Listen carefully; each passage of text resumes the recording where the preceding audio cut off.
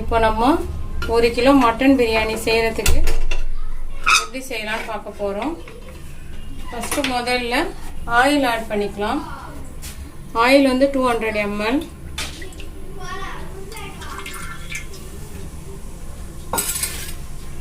$50 ml வந்து key add பண்றேன்.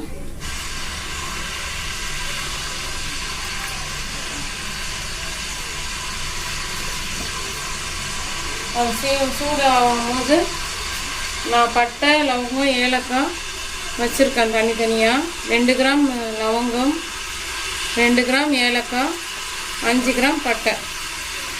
எண்ணிக்கையில் பார்த்தா 15 லவங்கம், 7 ஏலக்காய், ஒரு பட்டை பெரிய துண்டு, அதை பொடி பண்ணி வச்சுருக்கேன். அதை ஆட் பண்ணிடலாம். 300 கிராம் ஆனியன் கட் பண்ணி வச்சுருக்கேன். அதை சேர்த்துப்போம். இப்போ லைட்டாக சிம்மில் வச்சே அது வந்து பொரிய விடுங்க. பட்டை, லவங்கம், ஏலக்காவை.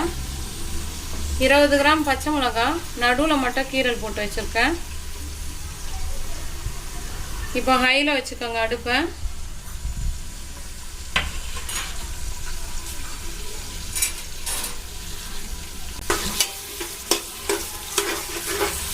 நல்ல ஒரு ப்ரௌன் கலரில் வர வரைக்கும் நம்ம வெயிட் பண்ணணும். இந்த வெங்காயம், பச்சை மிளகாலாம் கொஞ்சம் நல்ல இதாகணும். வெயிட் பண்ணுவோம். நமக்கு இந்த அளவுக்கு பொரிஞ்சா போதும். பாருங்க, நல்லா பொரிஞ்சிடுச்சு. இதுக்கு மேலே விட்டால் டேஸ்ட்டு மாறிடும்.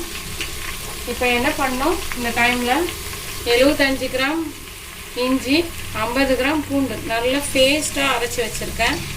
அதை ஆட் பண்ணிடணும்.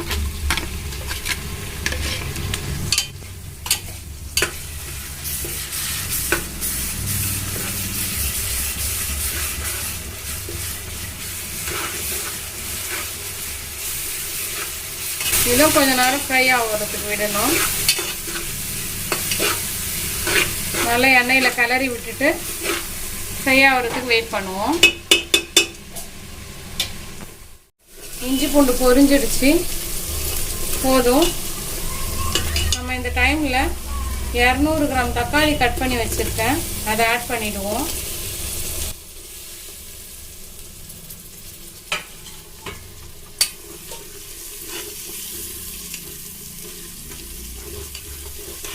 நல்லா கிளறி விட்டுட்டு இதையும் தக்காளியும் கொஞ்சம் நேரம் வதங்குறதுக்கு விடுங்க.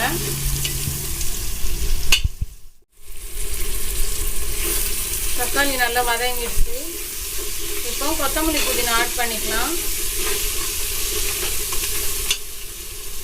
1/2 கட்டு கொத்தமல்லி, 1/2 கட்டு புதினா நல்லா வாஷ் பண்ணி கட் பண்ணி வச்சுருக்கேன்.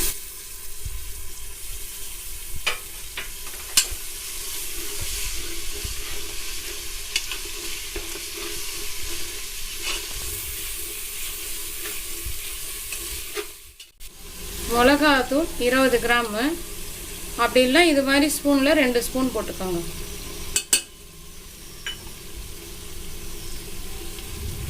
மஞ்சத்தூள் 2 கிராமு. அப்படின்னா கொஞ்சம் 1/4 ஸ்பூன் போட்டுக்கோங்க. இது மாதிரி இதையும் நல்லா கலரி விட்டுங்க. இப்போ கொஞ்சம் சிம்மில் ஆக்கிக்கோங்க அடுப்பை. இப்போ நம்ம 1 கிலோ மட்டன் நான் எடுத்து வச்சுருக்கேன். அதை ஆட் பண்ணிட போகிறேன்.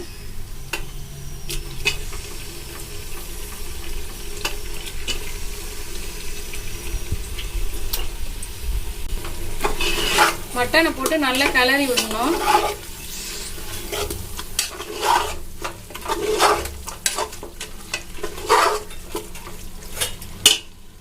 $40 கிராம் உப்பு எடுத்து வச்சிருக்கேன். இப்போ கறிக்கு தேவையான அளவு நான் போட்டுக்கிறேன். அதுக்கப்புறம் சாப்பாடு போடும்போது மீதி பார்த்துக்கலாம் அளவு. நல்லா உப்பு போட்டு கிளறி விட்டுருங்க.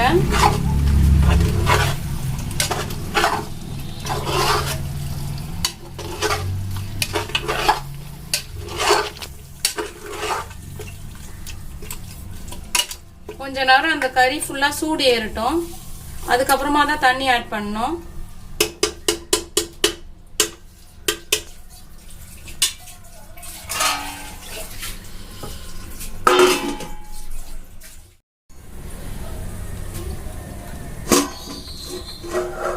இப்போ நம்ம கறி வந்து சுருண்டு இருக்கான்னு பார்த்துக்கலாம். அதிலே தண்ணி விட்டுருக்கு பாருங்க, எண்ணெய் தண்ணி எல்லாம் விட்டுருக்கு.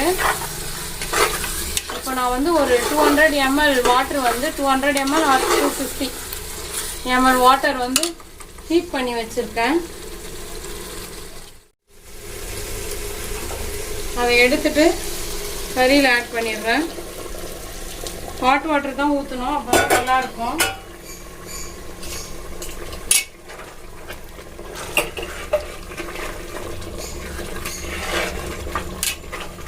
நடுவில் தண்ணி இருக்க மாதிரி இப்படி பண்ணிக்கோங்க.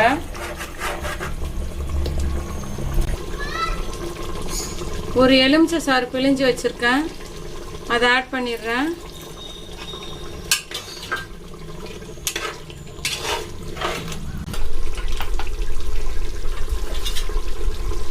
இப்போ குக்கர் வெயிட் போட்டுட்டு ஒரு 4 விசில் விட்டுடலாம். விட்டுட்டு அதுக்கப்புறமா ஓப்பன் பண்ணி வெந்துருச்சான்னு திறந்து பார்ப்போம்.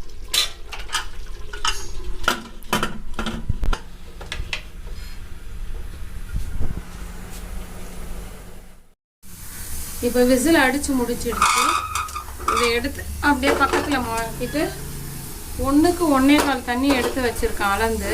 எவ்வளோ அரிசியோ அந்த அளவில் 1.25 ஒரு அளவு ஊற்றிட்டு 1/4 அளவு தண்ணி ஊற்றுங்க, கரெக்டாக இருக்கும் சாப்பாடுக்கு.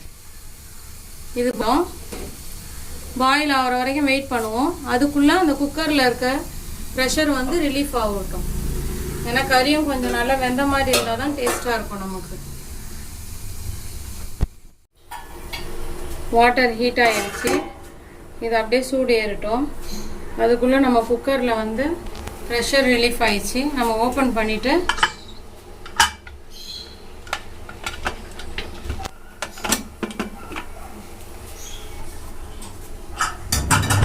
கறி வெந்திருக்கான்னு பார்த்துடுவோம்.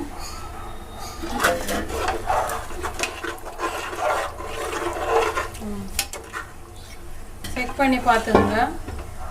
ஒரு கறி எடுத்து இப்போ குக்கர்லேருந்து டபராவில் மாற்றிக்கிறேன் மசாலாவெல்லாம்.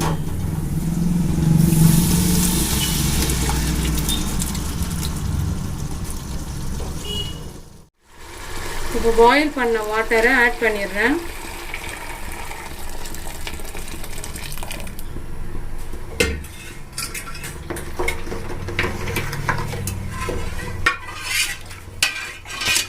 வாட்டர் வச்சு குக்கரையும் வாஷ் பண்ணி அப்படியே விட்டுடுறேன். இப்போ இதில் உப்பு இருக்கான்னு செக் பண்ணிக்கோங்க. உப்பு பத்தலைன்னா உப்பு ஆட் பண்ணிக்கணும். கொஞ்ச நேரம் கொதிக்கிட்டோம்.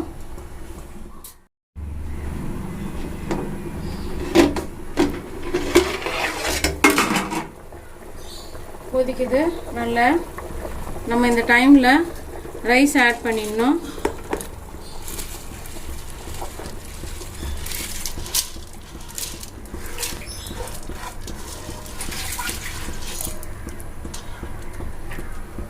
ரைஸ் ஆட் பண்ணிட்டு நல்லா கிளறி விட்டுடணும்.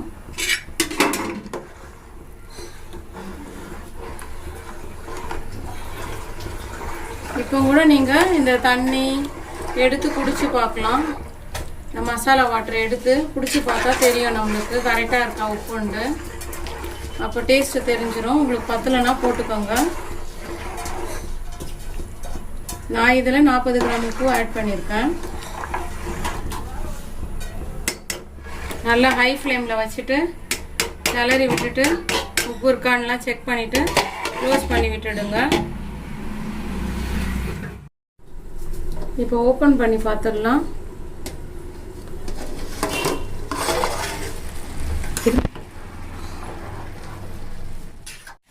இந்த ஸ்டேஜில் வந்து கிளறி விட்டுடணும்.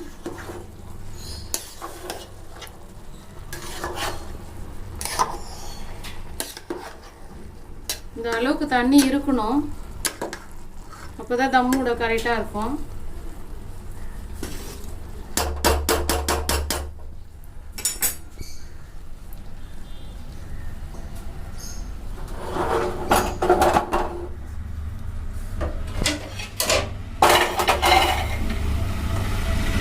தவா வச்சுட்டு ஹை ஃப்ளேமில் வச்சிடணும்.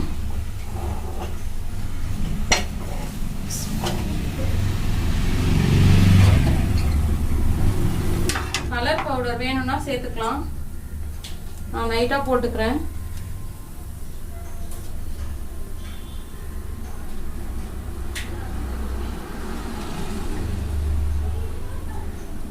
ஃபுல்லாக எல்லா இடத்துலையும் ஆகிற மாதிரி அப்ளை பண்ணிவிட்டு லைட்டாக க்ளோஸ் பண்ணிடுங்க. மேலே வெயிட்டுக்காக தண்ணி வச்சுடுறேன். ஹை ஃப்ளேமில் 5 மினிட்ஸ் வச்சுட்டு அப்புறம் லோ ஃப்ளேமில் வச்சிடணும் நம்ம. இப்போ பிரியாணி ரெடி ஆயிடுச்சான்னு ஓப்பன் பண்ணி பார்த்துடலாம். தம்மு டைம்லாம் முடிஞ்சிடுச்சு. மாஷாஅல்லாஹ் நல்லா வந்திருக்கு. நம்ம அப்படியே பொறுமையாக கிளறி விடணும். அப்போ தான் இல்லைன்னா அப்படியே குழஞ்சிடும். நல்லா வந்திருக்கு பாருங்க. அப்படியே இப்படி ரொட்டேட் பண்ணிக்கோங்க.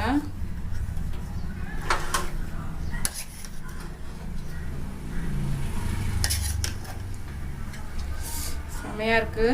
நல்லா அரோமா கிடைக்குது நம்மளுக்கு. நீங்களும் இதே மாதிரி செஞ்சு பாருங்க. இன்ஷா அல்லாஹ் எல்லாருக்கும் நல்லா கிடைக்கும்.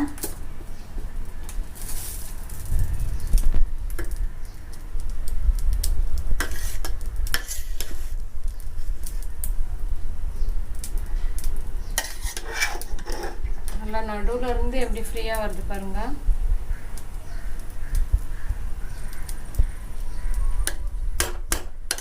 கறியெல்லாம் வந்து நல்லா கிடச்சிருக்கு நம்மளுக்கு.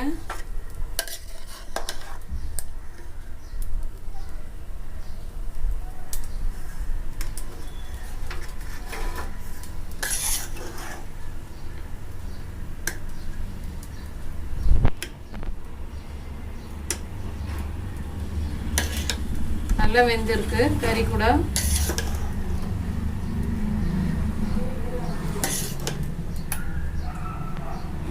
சர்வ் பண்ணி சாப்பிட வேண்டியதுதான்.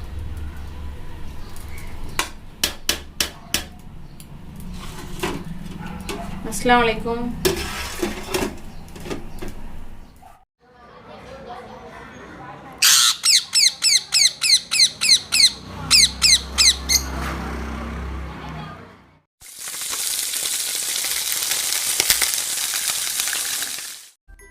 இதை பார்க்குறவங்க லைக் பண்ணுங்க, ஷேர் பண்ணுங்க, சப்ஸ்கிரைப் பண்ணுங்க. மறக்காம பக்கத்தில் இருக்க அந்த பெல் ஐக்கானை கிளிக் பண்ண மறந்துடாதீங்க. அஸ்ஸலாமு அலைக்கும்.